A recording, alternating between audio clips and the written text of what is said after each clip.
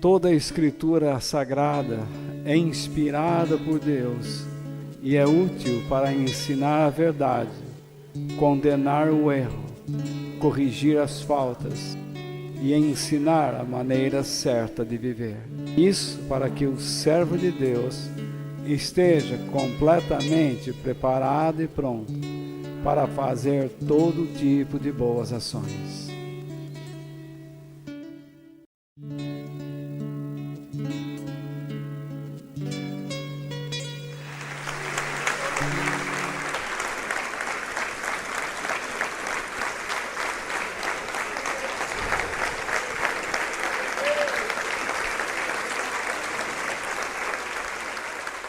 Eu pretendo falar com vocês algumas semanas, alguns assuntos relacionados ao Natal.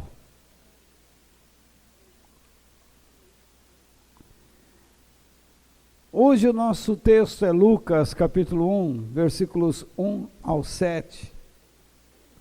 Se bem que ele abrange muito mais. Então, mais o Natal,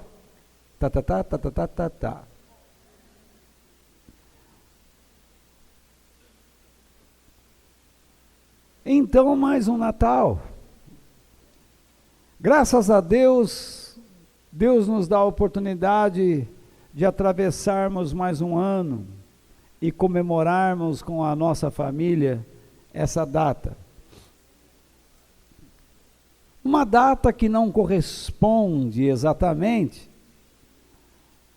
ao dia do nascimento de Jesus, porque Jesus nasceu mais ou menos no mês de março, abril, porque em dezembro em Israel neva muito e ninguém anda,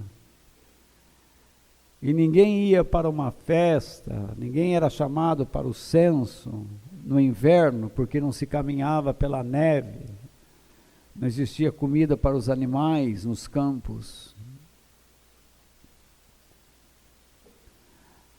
A data também não corresponde muito bem, porque Jesus nasceu 4 anos antes, propriamente do ano que se estabeleceu.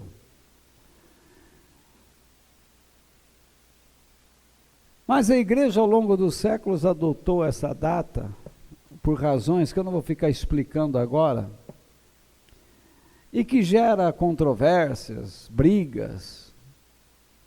Mas eu gosto desta data. Se quiser comemorar no dia do meu aniversário, ficarei feliz. No entanto, que nós não sejamos preconceituosos com essas coisas todas, e vivamos o clima, e façamos o bem ao próximo, pois estaremos agradando a Deus e fazendo o bem a nós mesmos. O livro de Lucas, que nós vamos ler,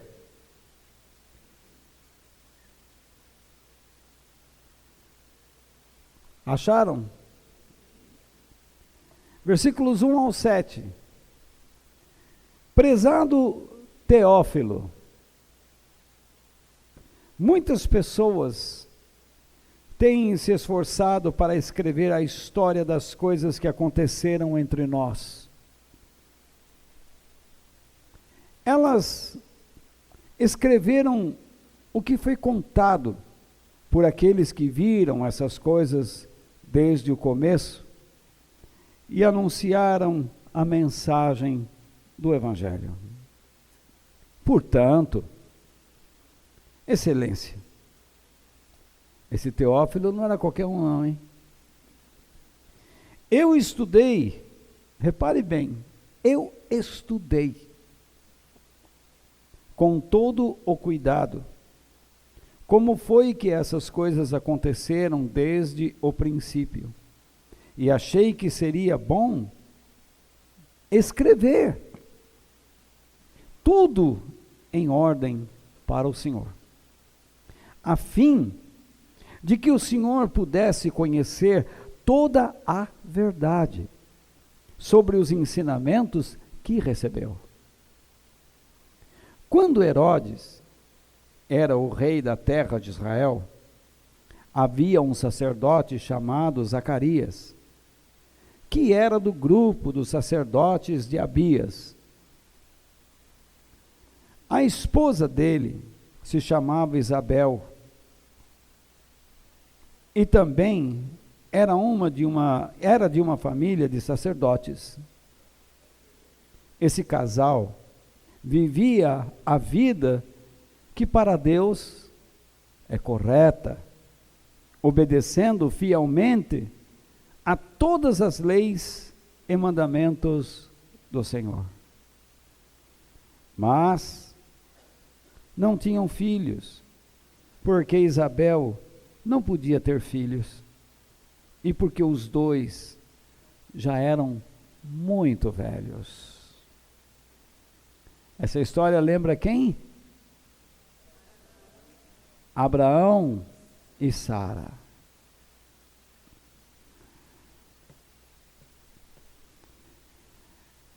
Nesta noite eu quero tentar mostrar para vocês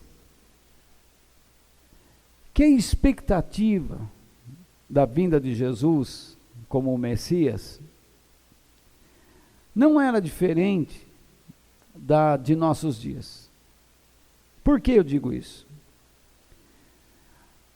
Na época que Jesus veio, havia grandes avanços tecnológicos para aquela época. E hoje,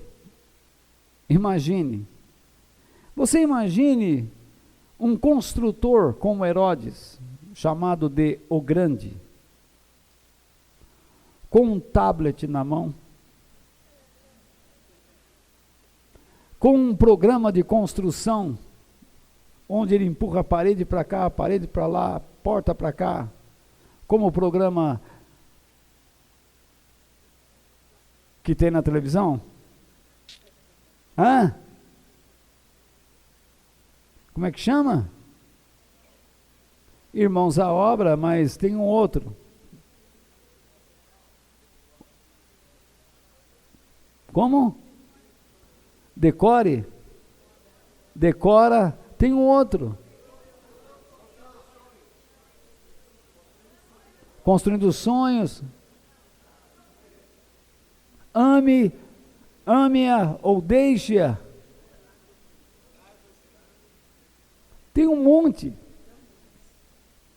Então a arquiteta chega lá e diz: olha, eu quero essa parede ali, e a outra só vai empurrando.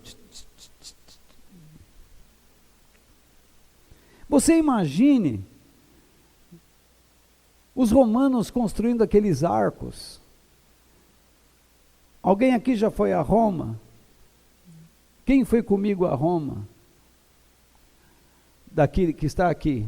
Ninguém? Bom, vocês estiveram comigo ou foram sozinhos, né? Sozinho, largado, né? Você vai em Roma, você anda em vários lugares, você vê aquelas construções, você diz, como que as pessoas fizeram isso? As pirâmides. E não é só lá, não. Descobriu-se pirâmides aqui no Brasil.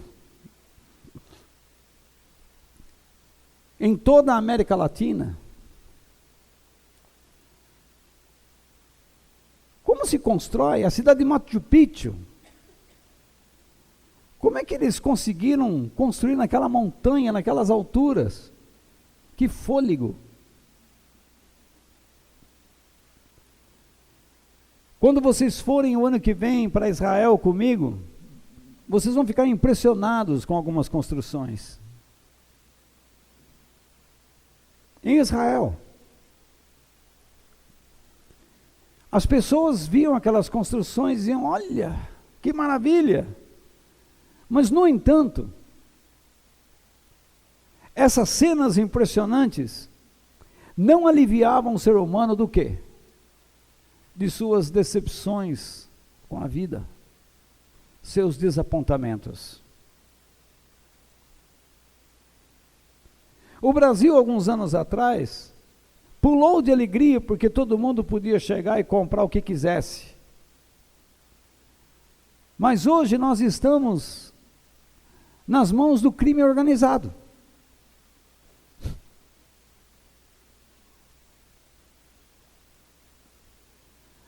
Nós estamos debaixo de uma lama, desapontados. Alguns, até de vocês, perderam seus filhos para um esquema imoral qualquer. E choram muito. E buscam a Deus para que de alguma maneira o coração deles se volte para a graça do Senhor. Se nós ficamos boquiabertos diante dessas grandes construções e dos avanços tecnológicos atuais, pelo advento da internet, nós podemos observar essas grandiosidades e até experimentar com alguns cliques.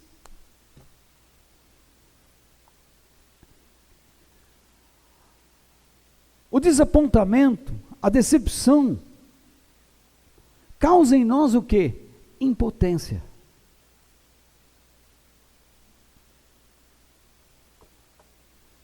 Uma impotência que tira de nós o desejo de querer consertar o que está errado.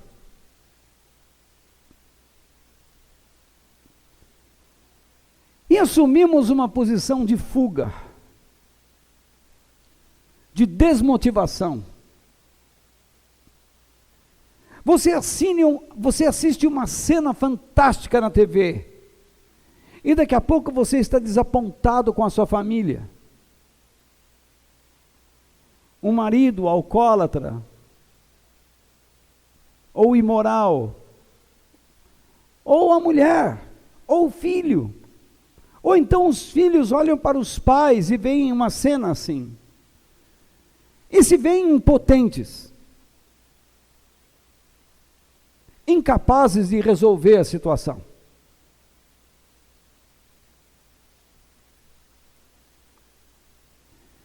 Essa desmotivação nos leva a desistir de lutar pelos problemas e nos torna apáticos. Chega um ponto que as pessoas dizem, o futuro dirá. Essa história é perigosa. Deixa nas mãos de Deus. Mas Deus colocou coisas em nossas mãos. E nós queremos empurrar para a mão dele.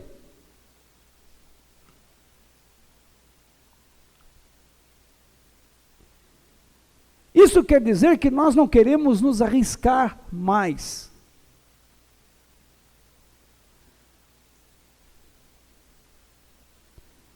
E isto quer dizer que nós queremos nos adaptar a uma situação que é inconveniente.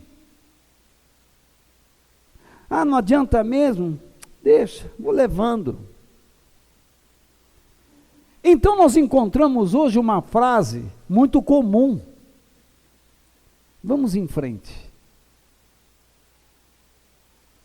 Mas para frente é que nós não estamos indo. Porque estamos caminhando para trás. E vivemos então dessa maneira, sem uma atuação firme. Vivemos na expectativa do surgimento de um herói. Basta alguém gritar, basta alguém oferecer, prometer. Basta olharmos para um rosto com um pouco de carisma, com uma fala envolvente, e sequer analisamos a sua filosofia de vida, a sua filosofia política ou social.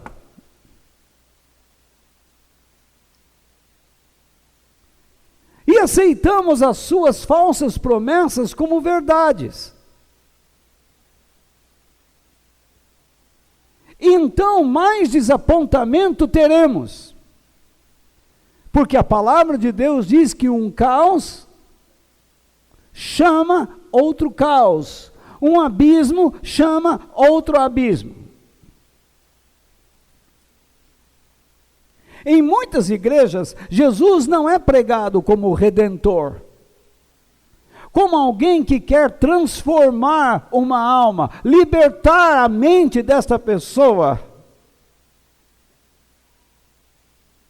de um esquema fraudulento, de uma filosofia mentirosa de vida, que nós chamamos de mundo. Filosofia esta que se opõe aos valores, princípios e verdades de Deus.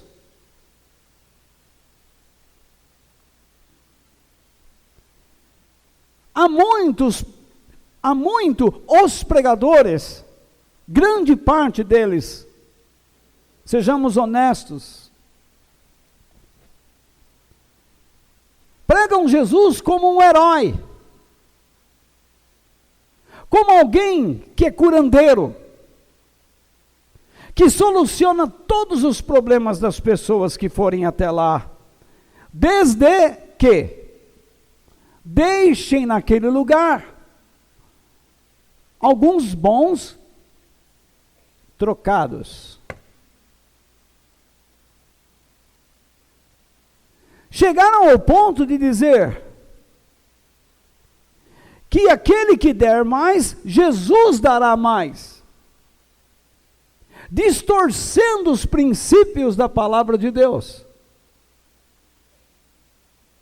Eu posso ensiná-los sobre ofertar e dizimar, e digo que isto é bíblico. E se você não pratica essas coisas, você está em perigo. E digo claramente, para o céu você não vai, porque você rouba a Deus. Eu posso ensinar que o dízimo não é uma quantia que você estabelece, mas é que Deus estabelece. Mas eu não posso obrigá-los a dar dinheiro. Porque a Bíblia diz isso. Não obrigue as pessoas a dar. Porque quem aprende a dar deve fazer isso com alegria. Porque muitas pessoas fazem isto como teste, para ver se Deus vai dar mesmo ou não vai. E Deus não promete dar para quem dá a Ele. Jesus deu o seu Filho, sabendo que nem todos aceitariam.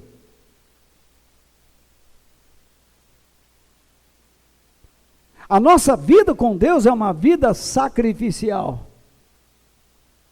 e não de interesses. Quem estuda a Bíblia sabe perfeitamente bem que Jesus não veio para resolver todos os problemas desta vida, como se ensina por aí.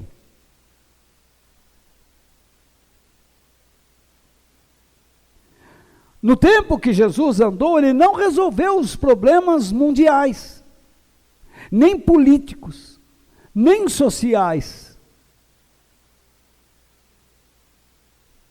Ele não derrubou César. Ele não derrubou o outro Herodes, o filho desse, o Antipas. Ele não mandou massacrar Pilatos. Ele não mandou cair fogo sobre os maus sacerdotes.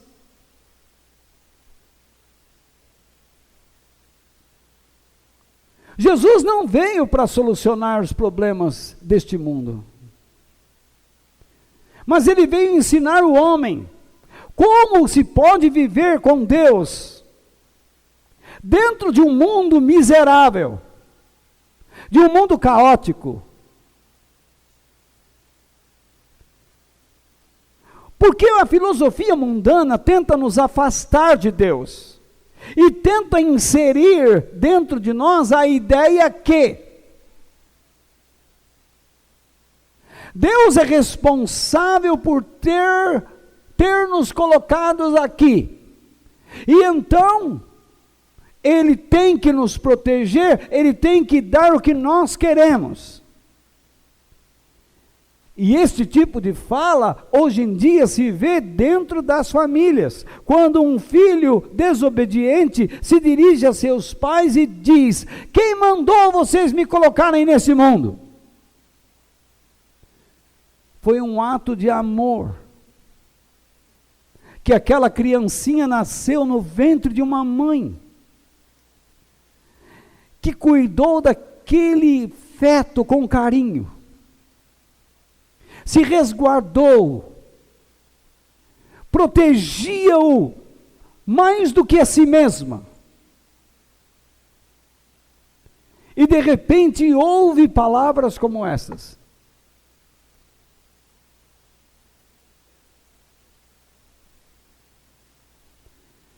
Quem estuda a Bíblia sabe que Jesus veio ensinar-nos a termos responsabilidade, seriedade. Entendermos os planos de Deus e seus propósitos para as nossas vidas. O mundo prega que a esperança e a felicidade estão aqui, nos grandes inventos, nos grandes avanços clínicos, científicos, tecnológicos. Mas nós sabemos que isto não é verdade.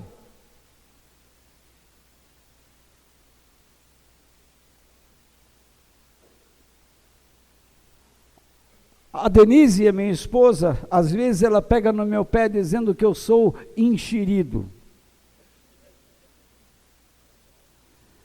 Que eu fico de orelha em pé na conversa dos outros, encontrando um meio de entrar. E o pior de tudo é que eu sou assim mesmo. Enxerido. Que termo! E numa dessas coisas agora, vi uma família conversando em espanhol, e eu falei, eu vou arriscar meu portunhol. E fui chegando, e chegando, e chegando, e chegando, e chegando.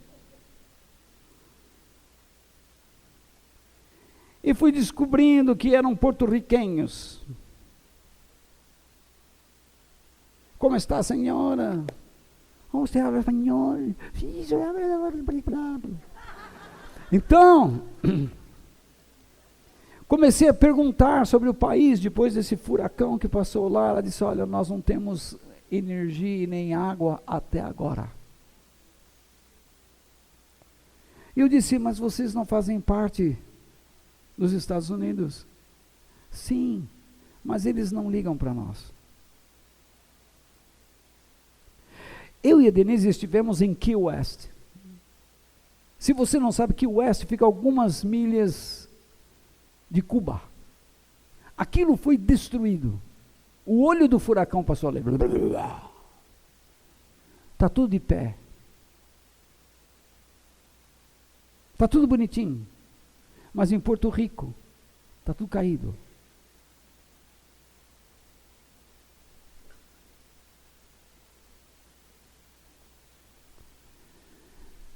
Nós vivemos num mundo de interesses.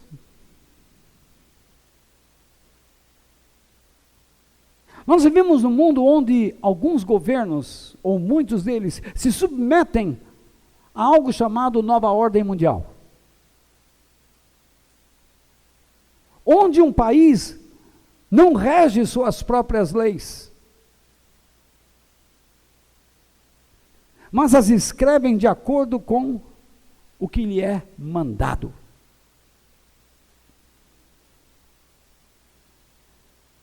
Nós, latinos, para essa nova ordem, é conveniente que nós continuemos vivendo de grãos, exportando grãos, sejamos mal educados,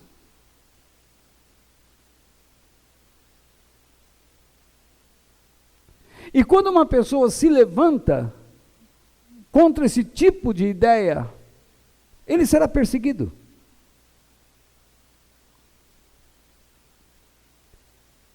Como um país tão forte esquece de seus irmãos? Quantos dias já sem comida, sem água? E ela me disse: nós ainda temos uma casa aqui nos Estados Unidos, um apartamentinho, e nós podemos vir aqui para cá, mas muitos de nossas famílias estão lá, sofrendo, morrendo de fome. Um lugar rico, lindo, cheio de praias, um encanto, um paraíso.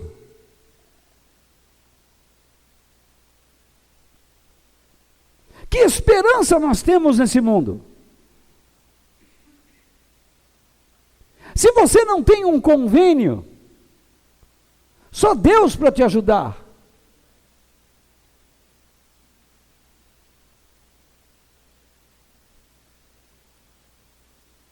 Com todos os avanços tecnológicos, você viu no estado do Rio de Janeiro quantas máquinas caríssimas estavam lá, enferrujando, compradas a peso de ouro, para a saúde pública e largadas, ambulâncias abandonadas.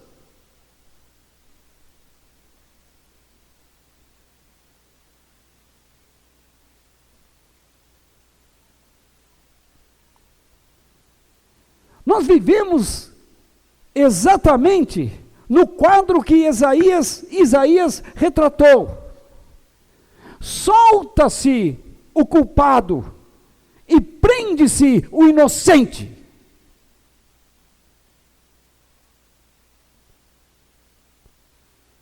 Trata-se com justiça o injusto e trata-se com injustiça o justo.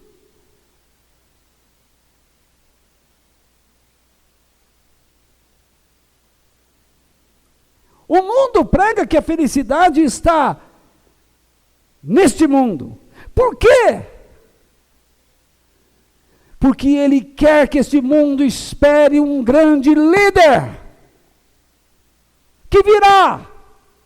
E nós que lemos a Bíblia já aprendemos que ele será o anticristo. Entretanto, a Bíblia diz o contrário. Neste mundo vocês não terão felicidade nem alegria, pois a alegria de vocês e a felicidade está na eternidade.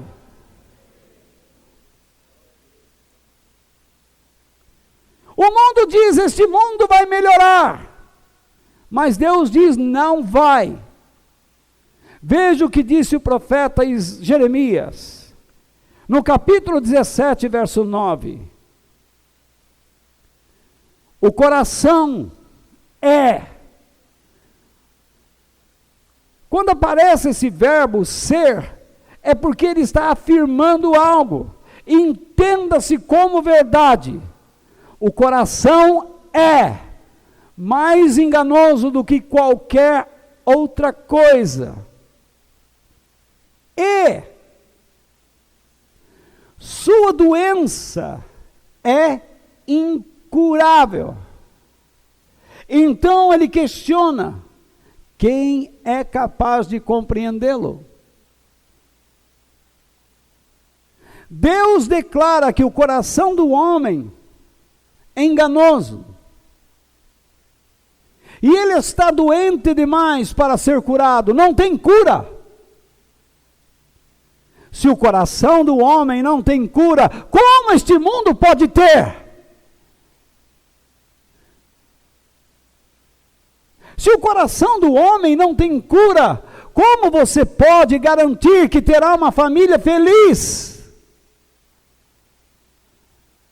Como você pode me garantir que seus filhos lhe trarão alegrias?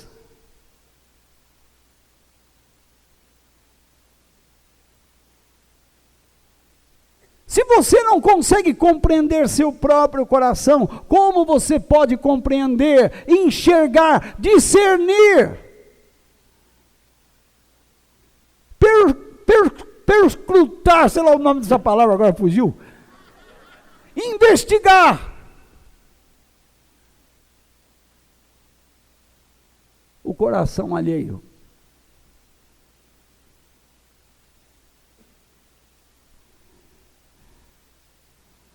Portanto, Jesus não veio para trazer soluções políticas, sociais, econômicas. Ele curou pessoas, curou, mas não todas. Ele ressuscitou pessoas, mas nem todos, continuaram morrendo. Ele expulsou demônios? Sim, expulsou, mas o mundo continuou debaixo de demônios. Pois a própria Bíblia diz que o mundo jaz no maligno.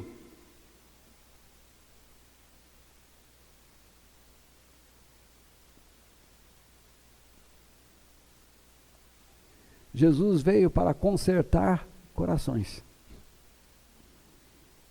E Deus pede isso, e como eu lhe disse há pouco: filho, filho meu, dá-me o teu coração. Se você quer ser um bom marido, uma boa esposa, um bom filho, uma boa mãe, você tem que aprender a dar seu coração a Deus. E não esperar nada em troca. Porque às vezes o que você recebe em troca é barganha. Não é a verdade, não é integridade, não é honestidade. Vocês me entendem?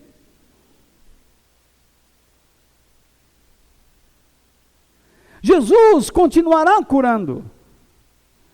Ele continuará expulsando demônios através da igreja. Porém, essas coisas não resolvem os problemas da ansiedade.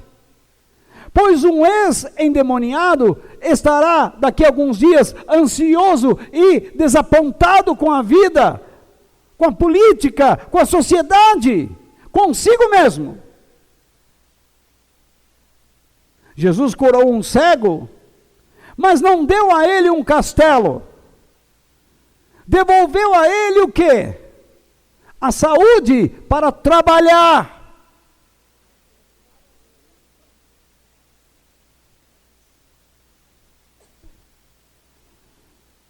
Antes ele era colocado lá.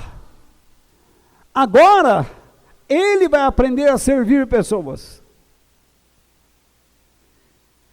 Então não me venham com essas pregações positivistas aí do rádio, da TV, porque Jesus está curando, e daí? Jesus te cura para lhe devolver a responsabilidade de viver.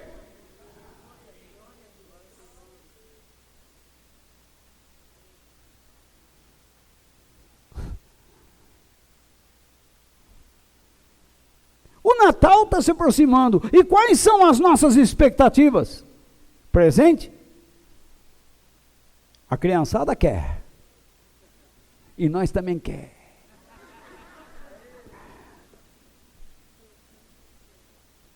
Os adultos querem mais soluções e milagres para os seus problemas pessoais. Mas você dá um presente para uma criança, ela ama, ela beija, ela trata com carinho, 3 dias depois, aquilo vai ficando do lado.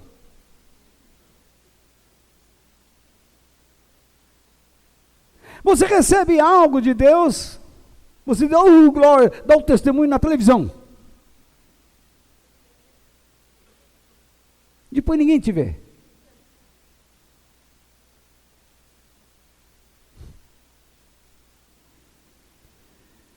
O Natal não deve, para nós que somos mais conscientes, nos encher de expectativas mundanas. Mas nós deveríamos aproveitar esta data para começar a refletir sobre as razões de Deus ter enviado Jesus, sobre os propósitos de Deus, sobre os planos de Deus. Nós deveríamos refletir sobre a nossa condição, sobre o nosso coração, se estamos ou não alinhados com Deus. Ninguém é obrigado a ficar aqui dentro.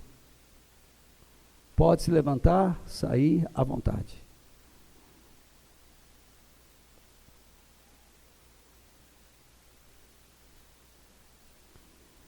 Nesse texto que nós lemos, eu vejo 3 coisas aqui que a Bíblia tenta nos ensinar, pelo menos para hoje.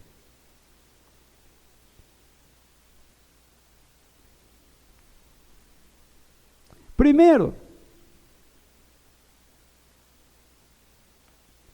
eu vejo a atitude de Lucas, que é o autor. Então, o que o Espírito de Deus nos diz? Mantenha-se na verdade, com V maiúsculo, por meio do estudo e da meditação bíblica. Por que Deus nos deu uma Bíblia? Como é que pode um brasileiro continuar não lendo, sendo que 30% dos brasileiros nunca comprou um livro? Nós somos 250 e poucos milhões, imagine, quantos milhões nunca compraram um livro?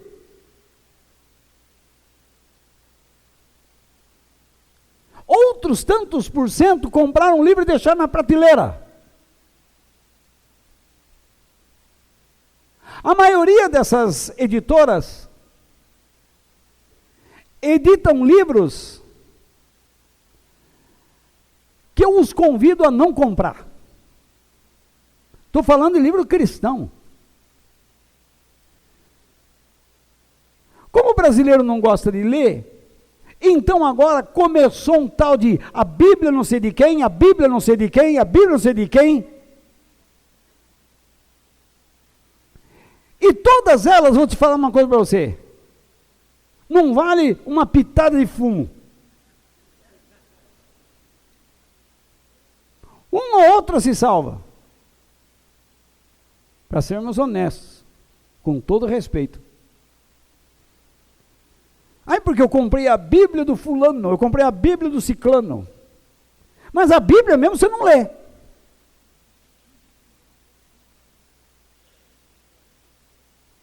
Então você não consegue se manter na verdade. Veja o que diz aqui o versículo 3 e 4. Portanto, excelência, eu estudei com todo cuidado como foi que essas coisas aconteceram desde o princípio, e achei que seria bom escrever tudo em ordem para o Senhor, a fim de que o Senhor pudesse conhecer toda a verdade sobre os ensinamentos que recebeu. Ou não é?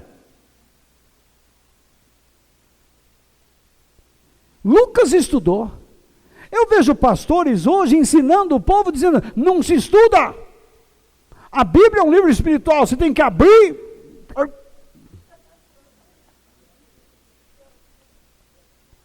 Nós temos que ser ignorante.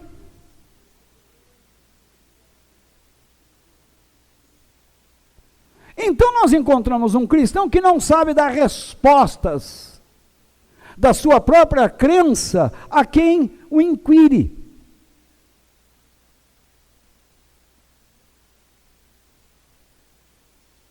Imagine, por que você crê? Porque eu creio.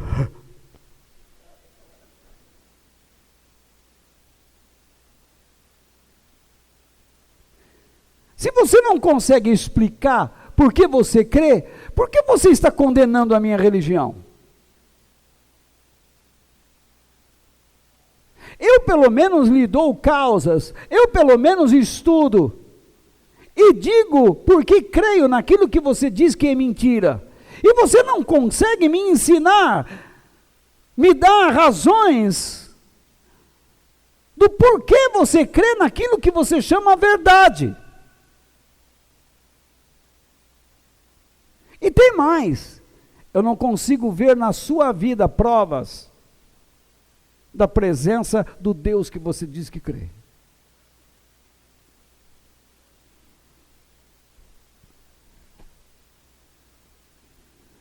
Talvez você não goste da minha pregação.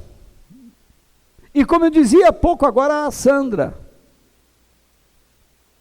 você pega e se afasta daqui. Ah, eu vou lá porque o Walter não dá muita esperança para nós no mundo, não.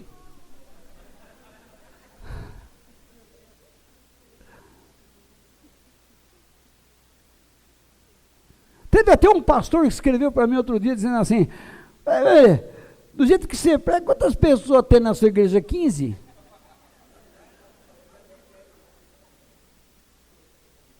Verdade. Quase que eu falei para ele, não, tem umas 10 mil. Mas eu não quis mentir, sabe?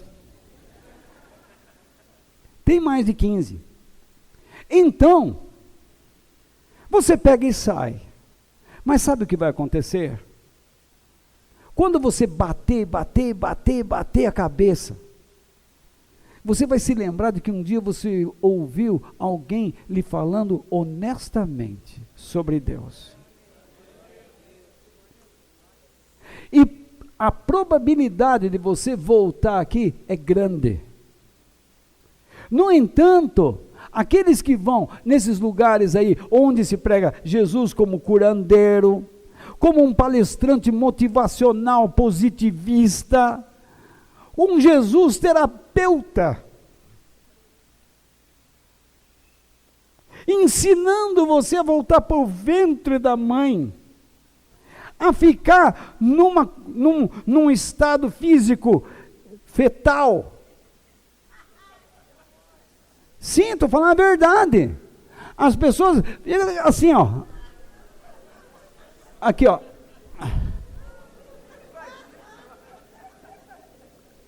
E alguns chegam a chorar. Agora é para levantar.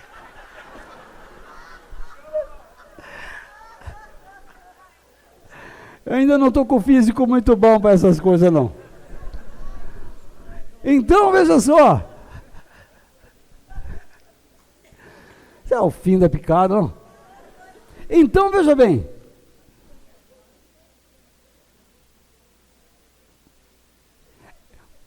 Quando não acontece na vida deles o que lhes é prometido, o que eles fazem? Vão embora e nunca mais querem saber das coisas de Deus. Porque percebem que foram enganados. Ao passo que aqui, você é casca dura. Você não quer aprender mesmo, então você não quer saber dessa coisa, mas eu quero ver minha vida. Então você vai. Vive do jeito que você quiser. Depois de se apanhar bastante, você vai se lembrar e você vem. E a gente te recebe de novo.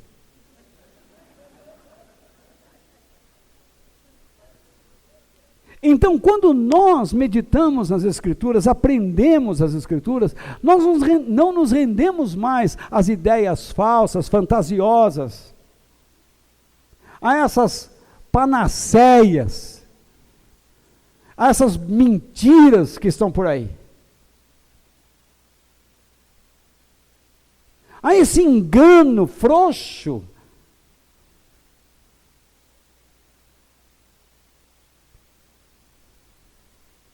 Então, no Natal, nós devemos celebrar o quê? a vinda da verdade divina em nossos corações, por meio de Jesus Cristo, pois Ele é a verdade. É um período em que nós devemos dizer assim, puxa, nós estamos vivendo uma mentira. Eu estou vendo grandes coisas na minha frente, eu estou vendo grandes avanços, mas esse mundo é uma mentira. Eu não posso ter acesso a isso. Outro dia, o cara dizia assim, esta é a casa do povo. Povo, esta é a sua casa. Mas eu não posso entrar lá.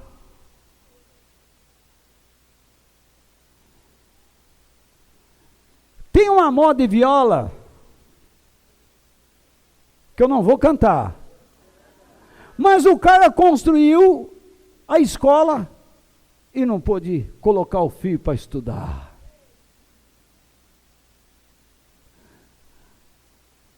Vamos supor, ajudou a construir restaurante e não pode ir lá jantar. Mas ele construiu uma igreja e lá ele pode entrar.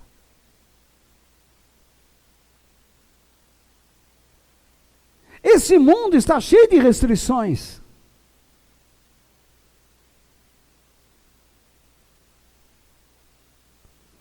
Aqui no Brasil, por exemplo, se você não tiver alinhado, as pessoas olham para você, quem é esse vulto?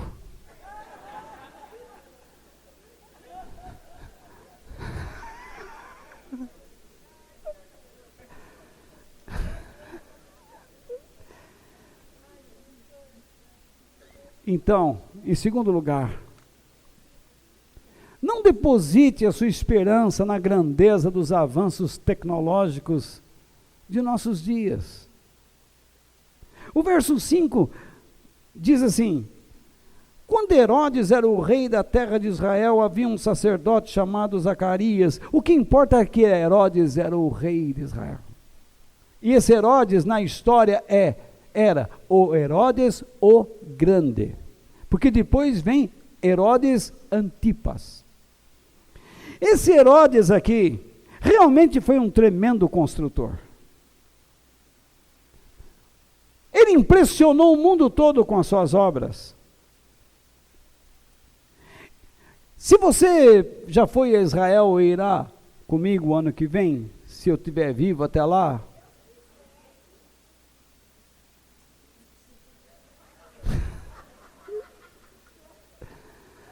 que eu acho que eu estou sumindo. Então, ele construiu aquele porto de Cesareia, um porto fantástico.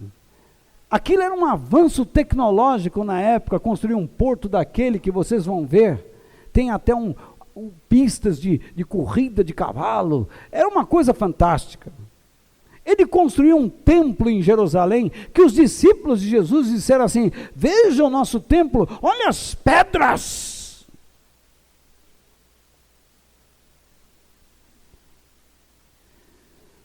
Ele embelezou Samaria e Jericó, ele construiu nessas cidades prédios e mais prédios, palácios. Uma cidade que fica no meio do deserto, mas possuindo água ali, pois é um oásis, Jericó. Ele fez daquilo um jardim, onde as pessoas entravam e se sentiam no paraíso. Obra de Herodes. Ele construiu no topo de uma montanha, um lugar que é conhecido como Massada, onde você avista as terras de Israel ao longe, e todo o mar morto, e que depois serviu de refúgio dos judeus macabeus, que combateram as tropas romanas, porém foram vencidos, e eles se suicidaram. Acho que eu desmanchei meu topete. Então,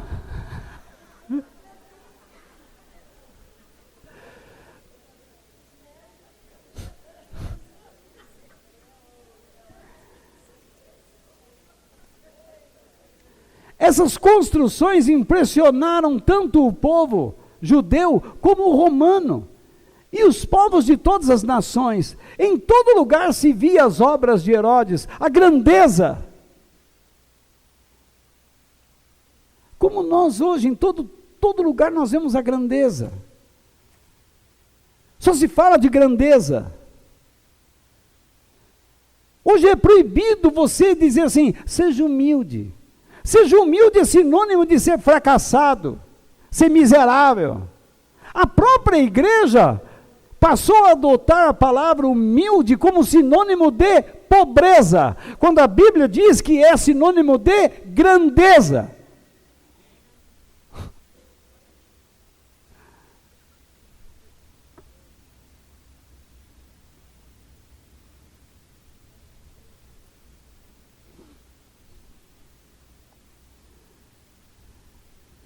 Grandes obras, grandes avanços nos impressionam, mas não alivia o nosso coração, não alivia a nossa tristeza, não alivia as suas tristezas, não alivia as suas depressões, suas angústias. E muitos continuam desesperadamente esperando um herói. Portanto, no Natal, nós devemos comemorar o quê? A grandeza da obra divina em nossos corações, por meio de Cristo Jesus. Ele nos curou das fantasias mundanas e da falsa esperança terrena. Essas coisas, eu admito, são grandes, mas nenhuma delas se compara ao que Deus reservou para nós, que foge à nossa compreensão. O que Deus tem preparado para nós é muito mais do que imaginamos. Por último, tenha o desejo de colocar os seus sonhos pessoais ao serviço dos propósitos de Deus. Versículos 5 ao 7. Havia um sacerdote chamado o quê? Zacarias, que era do grupo dos sacerdotes de Abias. A esposa dele se chamava Isabel e também era de uma família de sacerdotes. Esse casal vivia a vida que para Deus é o quê? Correta, obedecendo fielmente a todas as leis e mandamentos do Senhor, mas não tinham filhos, porque Isabel não podia ter filhos, e porque os dois já eram muito velhos. Imagine uma mulher judia, você não sabe a cultura, naquela época uma mulher estéril, era uma mulher amaldiçoada, considerada uma maldição. O homem podia enxotar uma mulher que não lhe desse filhos, ou então ele poderia praticar a poligamia, e a mulher estéril teria que servir a outra.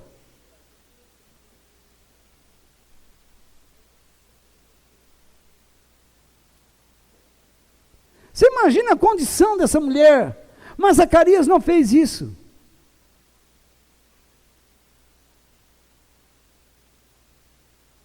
Essa mulher tinha tudo, ou ele também, o casal, tinha tudo para viver em profundo desapontamento. Imagine, eles vivem para Deus, amam a Deus, e nada.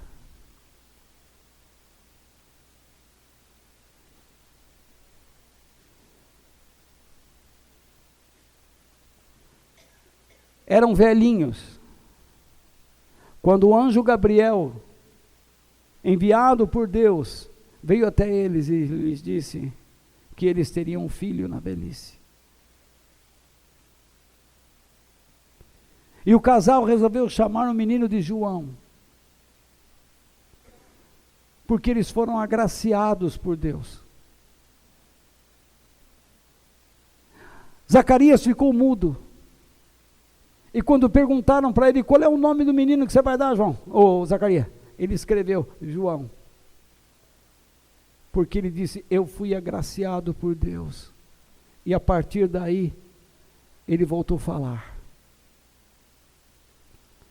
Sabe o que eles representam? Pessoas que não receberam o que mais desejam, mas mesmo assim se sentem satisfeitas, alegres em Deus.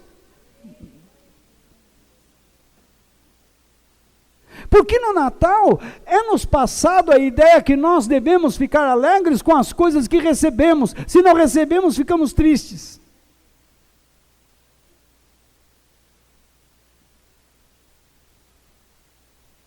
Mas o que é a nossa alegria? É o que Deus nos dá ou o próprio Deus?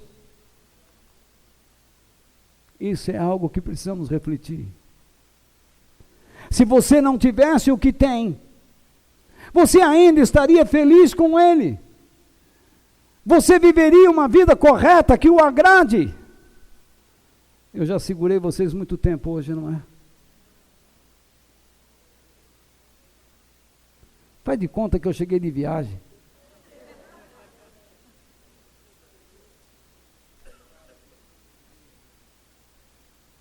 Faz de conta que eu fiquei 10 dias fora. Então, você viveria para Deus?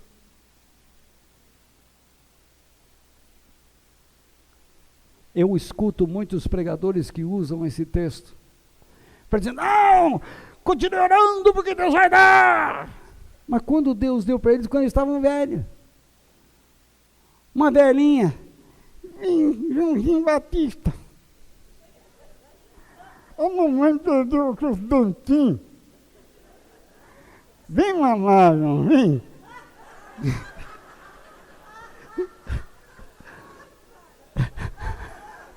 A mãe nova bebendo na mamaqui, mamãe velha bebendo na mamaqui.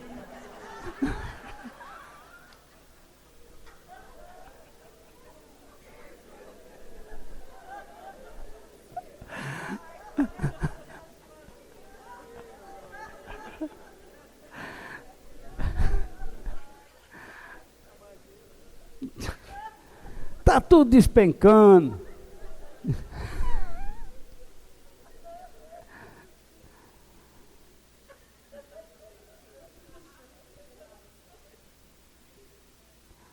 Agora você imagina os dois velhinhos, naquela noite, um olhou para o outro.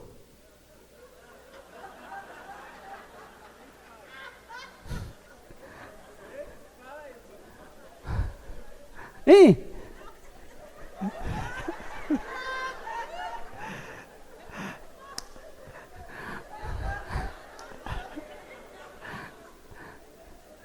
O velho Zaca.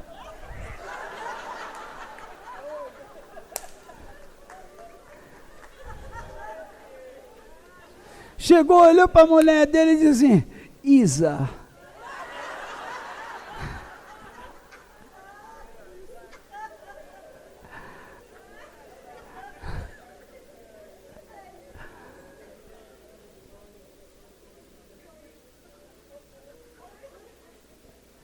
Ela disse assim, Isaac,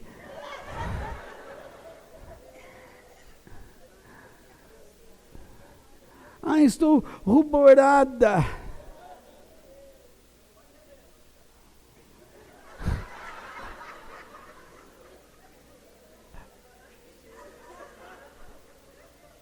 A Marlene.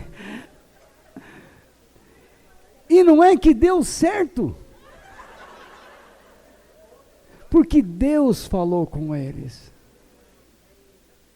Talvez você esteja esperando algo que Deus não lhe falou que vai dar. E você está se iludindo.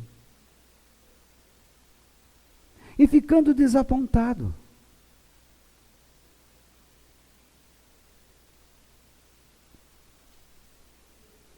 E esse desapontamento leva você a desanimar das obrigações, das responsabilidades, da seriedade que você deveria ter com a vida, com a sua família, com as suas coisas, com o próprio Deus.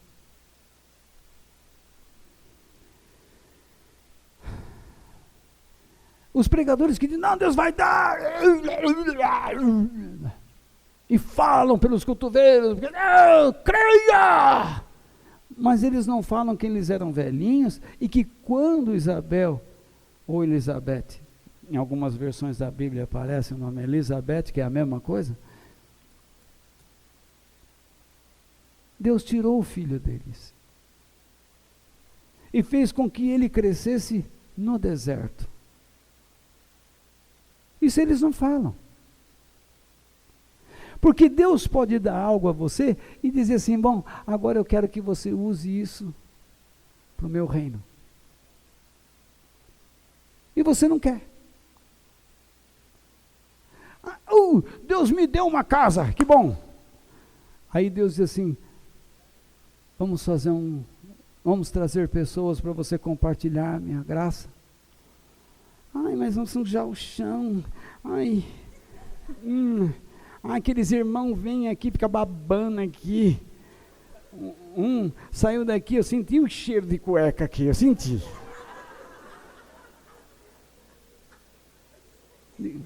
Sabe aquele negócio de cheiro de cueca mal lavada?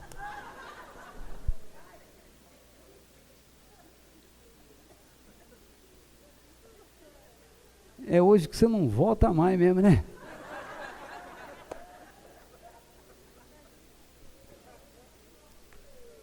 Na verdade, você vê, Deus nos dá coisas, Deus dá filhos para as pessoas e eles começam a educar do jeito que quer, não devolvem para Deus.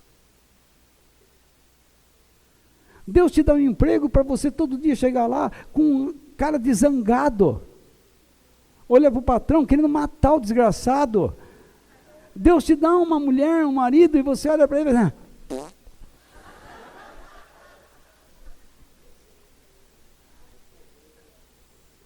será que é isso? Deus te dá um casarão, uma casinha, não importa. O apóstolo Paulo diz assim, tendo o que comer e o que vestir, sejamos nós contentes. Aí você olha para aquilo que Deus te deu e começa a desvalorizar.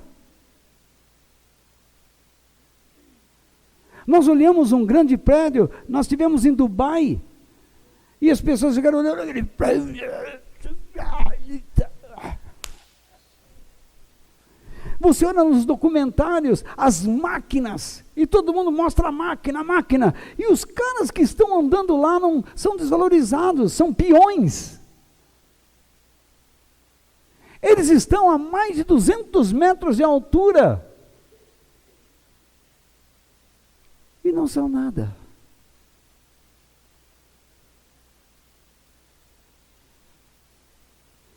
Você é um cidadão de um país? Ou é só um número?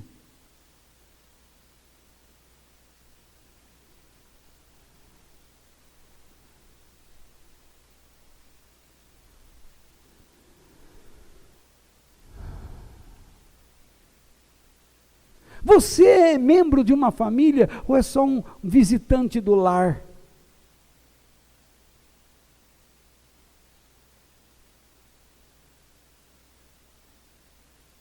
Quantas coisas Deus nos tem dado? E nós não somos agradecidos. Que Deus nos perdoe. Mas no Natal, nós deveríamos refletir se tudo o que temos recebido de Deus está servindo aos propósitos de Cristo Jesus ou aos nossos próprios interesses. Então, o Natal de Cristo não aconteceu propriamente no dia do seu nascimento, mas já vem antes.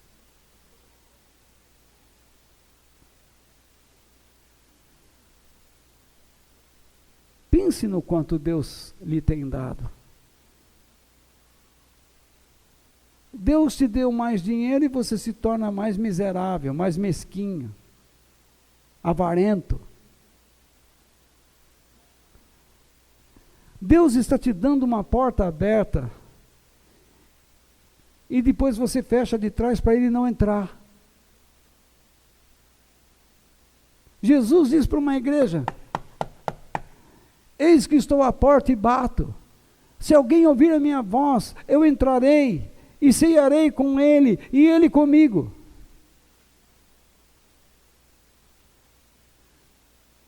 Se alegre em Deus. E não nas coisas, porque tudo isso vai passar. Desfrute do que Deus te deu, com sabedoria, com alegria, com prudência, com sobriedade. Procure entender seu cônjuge. Às vezes eu encontro mulheres ou maridos assim: eu não gosto do meu cônjuge porque ele não para aqui, fica andando para lá e para cá na casa. Anda atrás.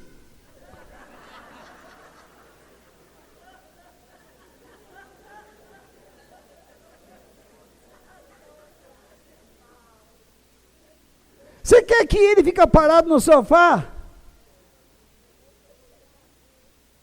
Ou então dormindo?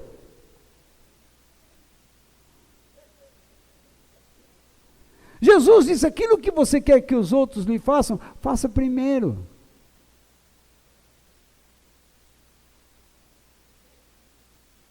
Mas então vou ficar me submetendo. É isso que Jesus ensinou.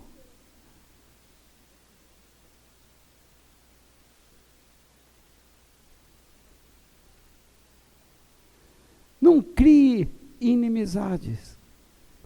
Olha a vida que Deus te deu. Para alguns aqui, Deus deu mais do que você merecia.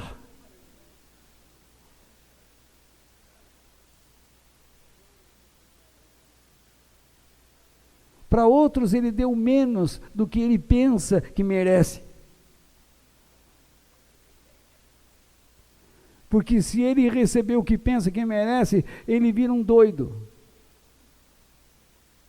Deus sabe o que faz, gente.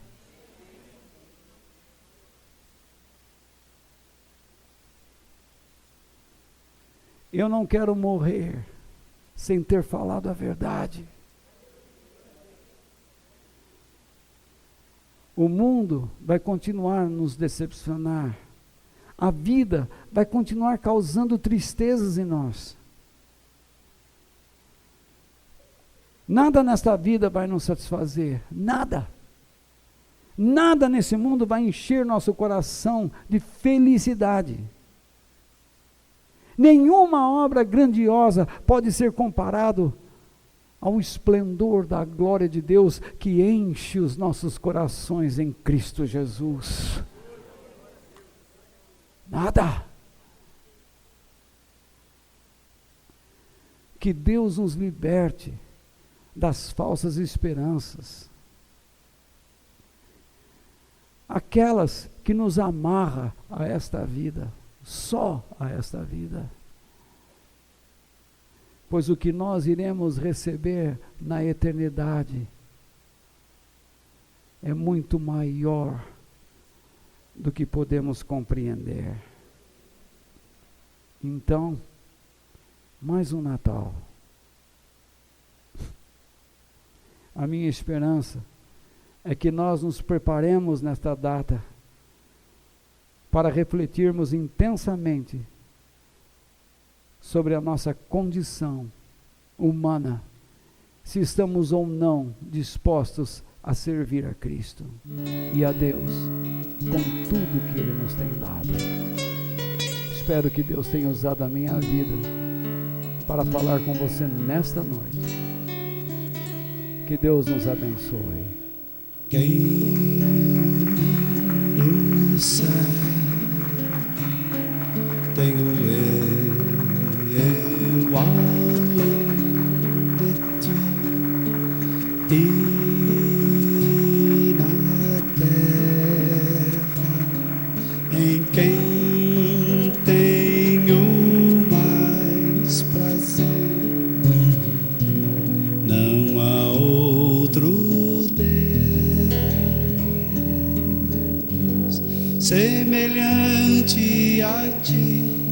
Senhor,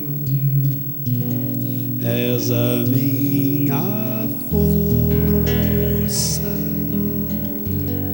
em meu coração.